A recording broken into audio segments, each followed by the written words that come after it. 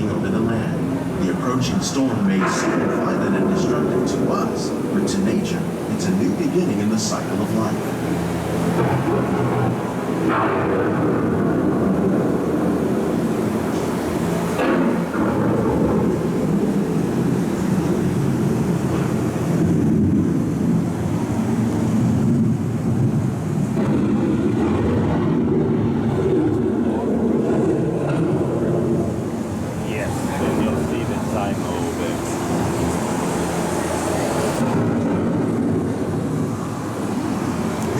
Surface of the land, roots trap water from the flowing mud, extracting precious nutrients and minerals. These elements, when combined with sunlight, create the diverse living systems of our planet.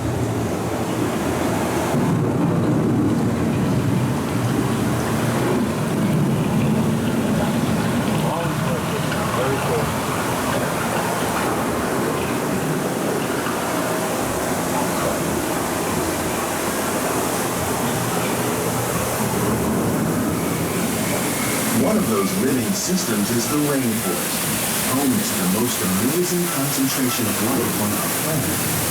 These dense and beautiful forests cover only a tiny portion of the Earth's surface, but they contain more than half of its plant and animal species. Rainforests are also extremely rich and productive living systems, providing us with oxygen, food, medicines, and other elements essential to our lives.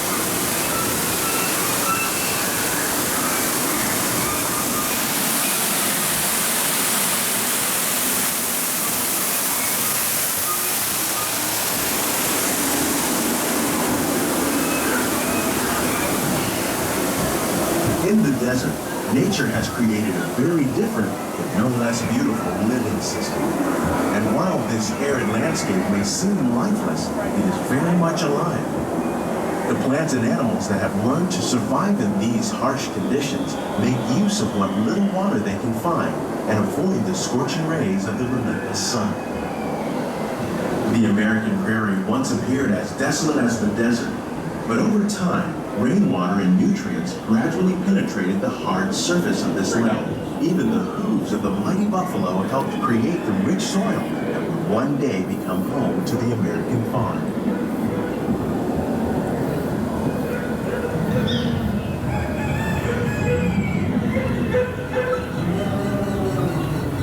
There's the restaurant too.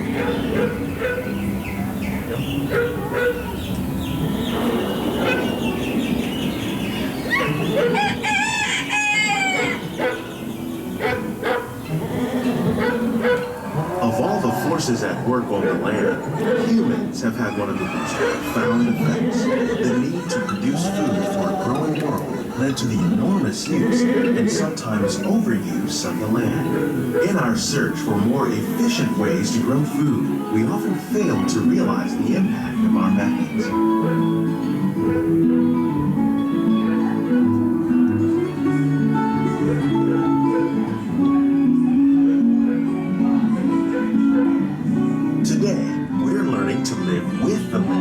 Discovering better ways to grow food that will assure both human and environmental well-being.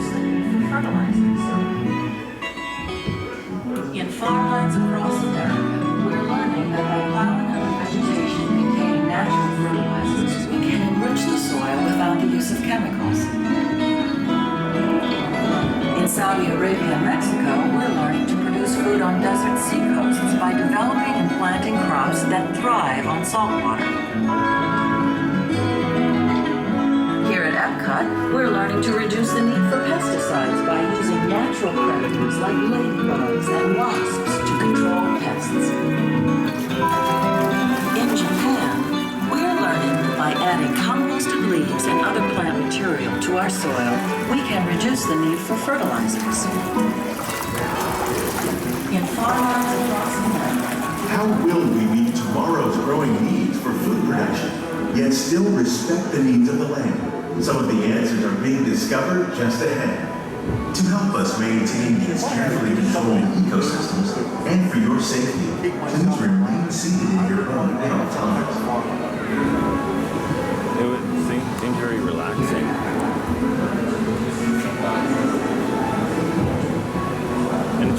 stressful if you're not doing it for a million people. Like if you're not doing it for a job, if you're doing it for yourself, it's pretty easy. Monstera edible food. I don't know what Monstera is. Welcome to our living laboratory, where scientists from EPCOT and the U.S. Department of Agriculture are exploring innovative ways to produce bountiful harvests now and into the future. Bread.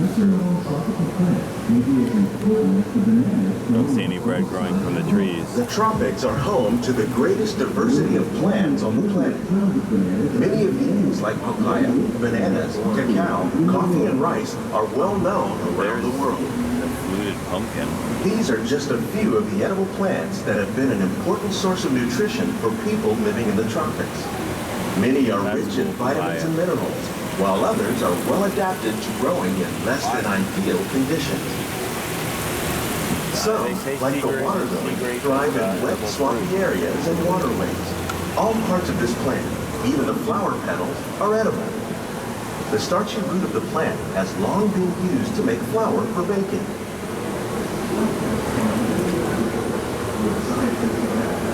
One day, many of these lesser-known tropical plants may be as important as the bananas growing on both sides of the boat. More than 28 million tons of bananas are eaten annually, making it the most popular fruit in the world.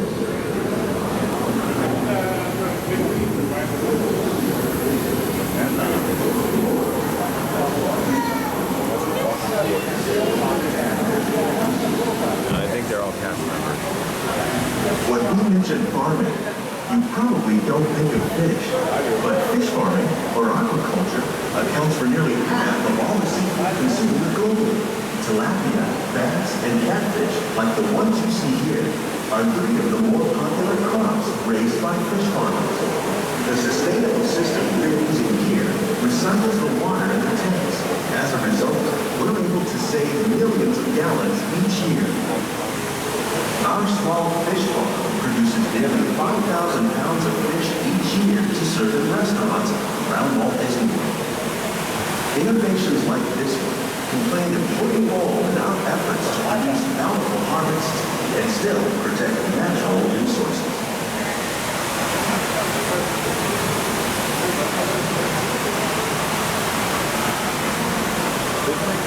They don't have any alligator you can eat though. Why do they have alligator?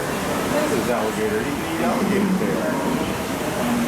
While there are more than 50,000 edible plant species in the world, most of us are only familiar with the handful that make up our everyday diet.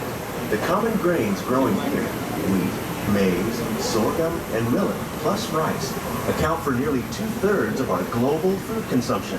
Learning how to increase yields of these staples is an important goal of research around the world.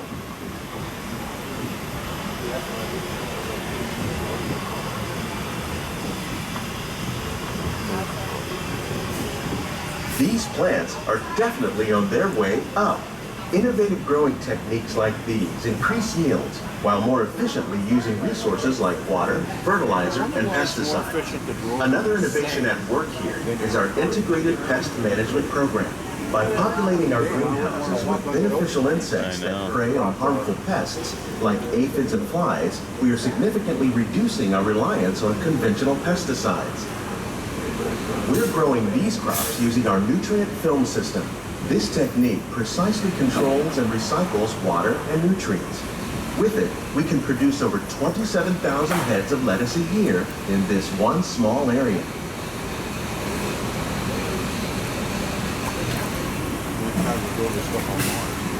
Yeah.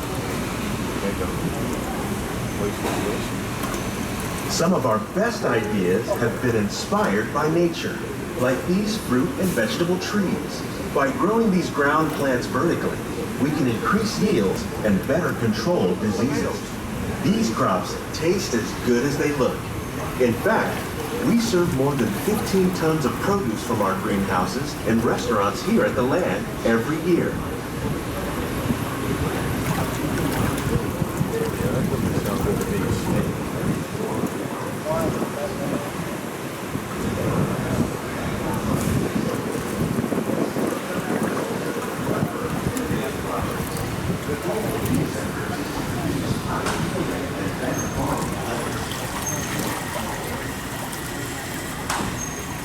future of agriculture may include innovative ideas like this vertical growing system.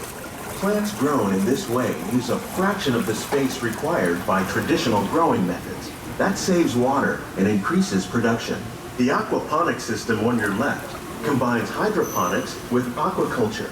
The fish provide a natural source of fertilizer for the plants, and the plants help keep the water clean for the fish.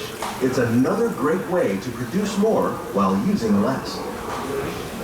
In our lab, EPCOT scientists are working with the U.S. Department of Agriculture on a number of innovative projects. The goal of these efforts is to produce higher yielding and better quality plants. We continue to find more ways to increase food production and protect our precious natural environment. Only then will we truly be living with the land.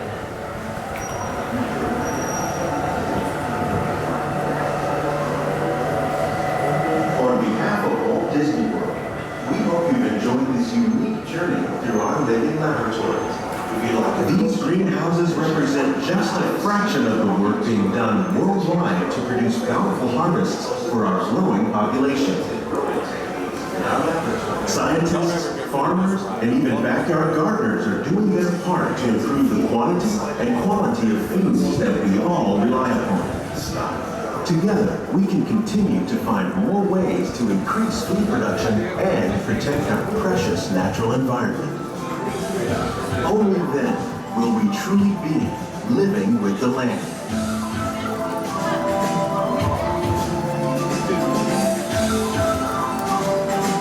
On behalf of Walt Disney World, we hope you've enjoyed this unique journey through our living laboratories. If you'd like a closer look, then check out the Behind the Scenes walking tour. It's a chance for the whole family to get up close and personal with the plants and growing techniques in our laboratories. Please keep your hands and feet inside the boat and remain seated until the boat comes to a complete stop. See, if I was on making